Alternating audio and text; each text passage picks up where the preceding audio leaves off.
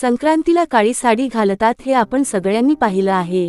पण प्रश्न असा आहे, काळा रंग तर नेहमी अशुभ मानला जातो, मग संक्रांतीच्या दिवशी काळी साडी का चालते? हळदी कुंकवाला काळी साडी घालणं शुभ आहे की अशुभ? आजच्या व्हिडिओत आपण जाणून घेणार आहोत। यामागचं शास्त्रीय कारण, धार्मिक महत्त्व आणि खरी परंपरा। शास्त्रीय कारण, मकर संक्रांत ही थंडीच्या ऋतूमध्ये येते। काळा रंग उष्णता शोषून घेतो, त्यामुळे शरीर उबदार राहतं। पूर्वी घरात हीटर, स्वेटर नव्हते, म्हणूनच महिलांनी काळी साडी घालावी असा प्रघात पडला। धार्मिक व पारंपरिक कारण, संक्रांत म्हणजे सूर्याचा मकर राशीत प्रवेश। हा दिवस सकारात्मक ऊर्जेचा मानला जातो।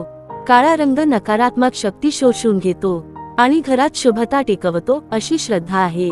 हळदी कुंकवाला काळी साडी, हळदी कुंकू हा सन्मानाचा आणि सौभाग्याचा प्रतीक आहे। संक्रांतीला काळी साडीवर रंगीत काठ, नऊवारी किंवा पैठणी बॉर्डर हे सौभाग्य आणि समृद्धीचं प्रतीक मानलं जातं। मग काळी साडी शुभ की अशुभ? संक्रांतीला काळी साडी घालणं शुभ मानलं जातं, पण रोजच्या पूजेला किंवा इतर सणांना नाही। परंपरा, शास्त्र आणि श्रद्धा यांचा सुंदर संगम म्हणजे संक्रांत। म्हणूनच मित्रांनो, संक्रांतीला काळी साडी घालणं हे अंधश्रद्धा नसून शास्त्र, परंपरा आणि संस्कृती यांचं सुंदर उदाहरण आहे। व्हिडिओ आवडला असेल तर लाईक करा, सबस्क्राइब करा, कमेंटमध्ये सांगा तुम्ही काळी साडी घालता का?